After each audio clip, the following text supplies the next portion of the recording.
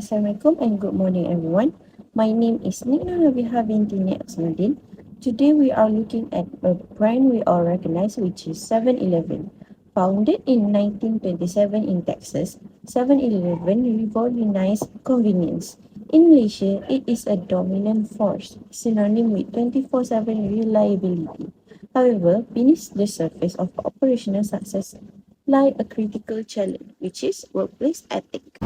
Our analysis focused on the 2023 case of 7-Eleven Malaysia SDN BHD versus Ashwin Harikrishnan.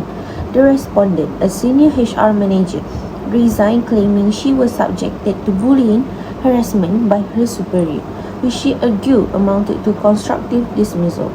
While the Court of Appeal ultimately ruled on a procedural technicality, stating the dispute belonged in the industrial court.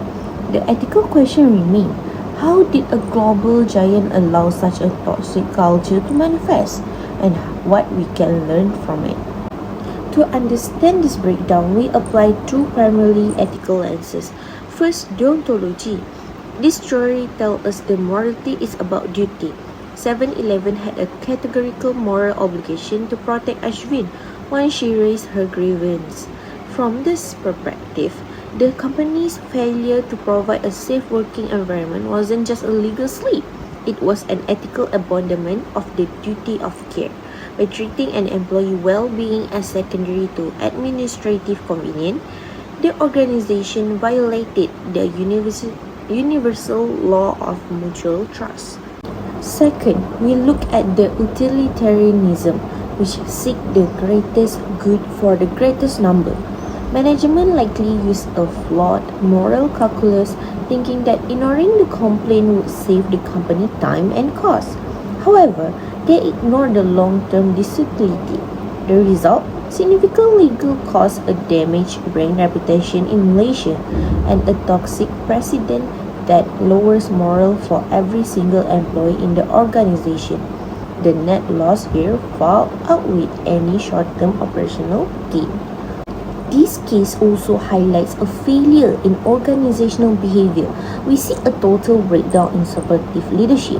When management allowed a hostile environment to persist, they signal that the company culture accepts victimhood. This breaches the psychological contract, that unwritten agreement that an employee will be safe and respected at work. Furthermore, stakeholder theory suggests a company must create value for everyone, not just shareholder. In this debate, 7-Eleven prioritized shareholder primacy, focusing on uninterrupted business at the expense of their most important internal stakeholder, their employees. By neglecting the rights of the staff, the company ultimately suffered a net loss in both legal standing and public trust. How do we fix this? Our proposed framework: workplace bullying, constructive dismissal, and ethics, focus on redefining roles and responsibilities. Upper management must move beyond operational success and take ownership of the ethical tone at the top. They must mandate independent whistleblower processes that are safe from retaliation. HR manager must return to their core role, the duty of care.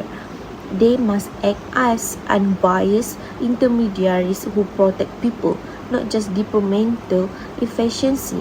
Line manager must be held directly liable for the physiological safety of their teams. By outlining this role clearly, we move from a culture of ignoring to a culture of accountability.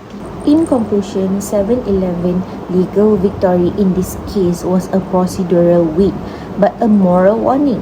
It teaches us that being legally right does not mean you are ethically sound. Our reflection on this study is simple. A company most valuable asset is its human capital. To thrive in the modern business world, leaders must treat moral philosophies not as academic exercises, but as vital instruments for survival.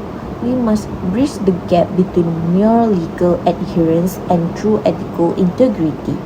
That's all from me. Thank you for listening.